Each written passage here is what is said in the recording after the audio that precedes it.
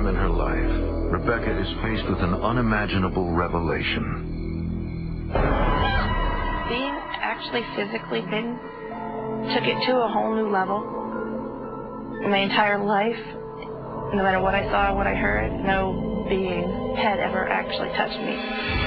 To know that they can touch you was terrifying. Couldn't sleep without me, huh? I was afraid of what my husband would think if I told him. Rebecca? What does this look like to you?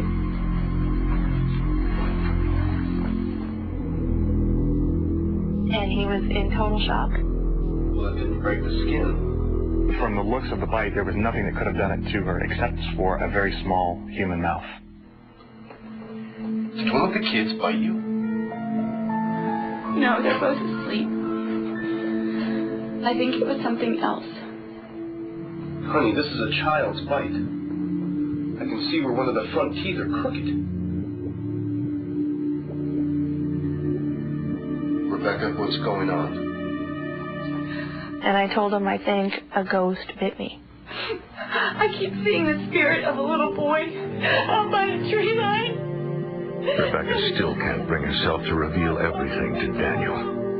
I was too afraid and too confused and too scared to go into anything further than that at that time. Daniel, but I swear it's true. I see him as clearly as I see you. I didn't know what to think. I didn't know how to react. I had never been faced with anything like this before. Why didn't you tell me? Because you think I was crazy. The presence of the bite mark is contrary to everything Daniel believes. I didn't want to believe it was something paranormal, but faced with the evidence, I didn't know what else I was supposed to believe. Daniel, what are you doing? Daniel insists on getting professional help, but Rebecca is resistant because she doesn't want him to know any more than what she has already told him. I didn't want this to happen again. That was the main thing. I wanted answers, and to that end, to protect my family, the only thing that I knew to do was to contact somebody that knew more about these things than I do.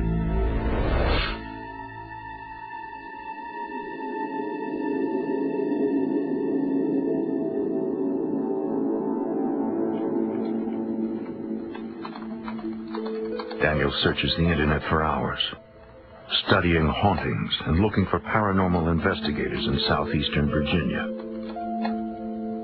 He finds a group with solid credentials, the Center for Paranormal Research and Investigation, a non-profit organization based near Richmond.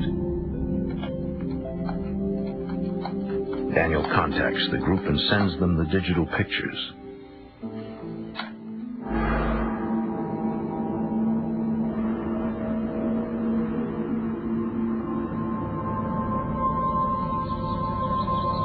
A week later, an investigator from the Center for Paranormal Research and Investigation comes to the house. Here are the photos I took of the bite mark. Can I see the actual bite mark? It's not there anymore.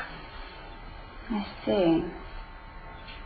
Mrs. Lennox, is this the first time you've experienced paranormal phenomenon? Yes, but it was no big deal. Rebecca, he bit you. Daniel is surprised when Rebecca downplays the incident. She wasn't trying to hurt me. I didn't want anybody else in it. The sooner I could forget about it, the better. Entities like this are usually harmless. They'll go away. The investigator tells them that the spirit will likely go away on its own. Yeah, I'm sure it will, but we appreciate you coming out. I took her word that we were probably going to be okay. I started to feel a little bit more at ease. We will. Okay. Rebecca is relieved when the investigator leaves. As far as I was concerned, that was the ideal outcome. Just go away. My husband kind of let it go. It seemed to be like a small storm that I had ridden out. I thought it was over.